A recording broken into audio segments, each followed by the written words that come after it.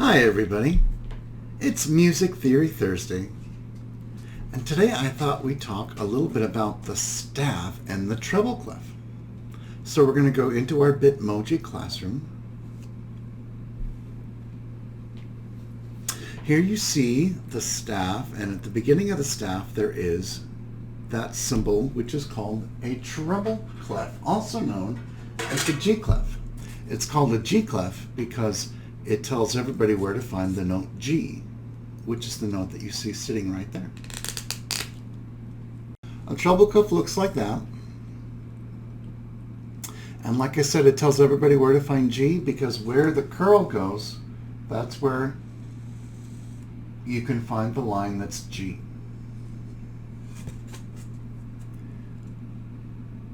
So to understand a little bit about how music is written down in the staff, we need to talk about Guido. So about 1,000 years ago, there was music. We know there was music. We have an idea of what it sounded like, but we have to kind of use our best guess because there wasn't a real solid way to write down sound. So until Guido came along. So Guido was a guy, actually he was a monk, and in the year 1025 he was teaching his young singers to sing these songs that they were singing every week as part of their monk church activities. And he decided, instead of just telling them go up here, he would use part of his hand to show where he wanted them to sing. So here's a picture of Guido's hand and the system that he came up with. So as far as we know, this was the beginnings of understanding how sound can be replicated using some sort of symbol.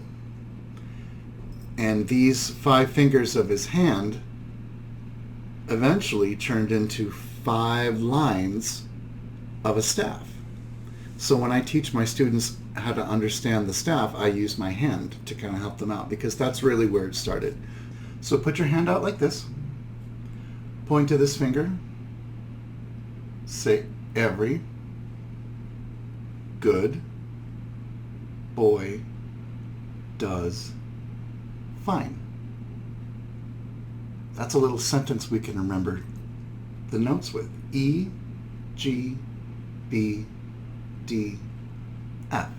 And the spaces in between the lines spell the word face. So put your finger in between the fingers like that and go F, A, C, E.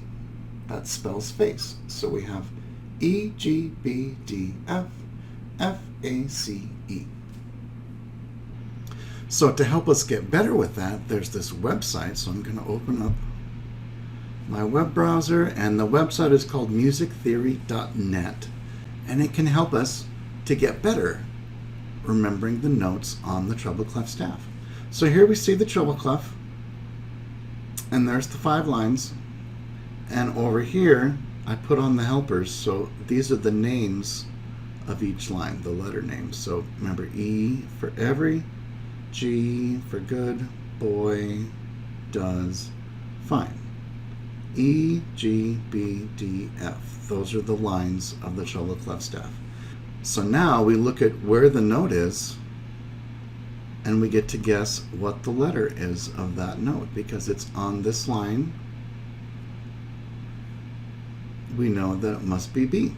So we click B, and you hear a little sound. Now it shows you another one. It just randomly generates. So this is on this line. That's the E line, so we know it's E. Now, oh, it's on this line up here. So, yep. What happens if we guess one wrong on purpose? Oh, it turns red. This is on, oh, that's the line with the curl with it, so we know that has to be G because it's the G clef.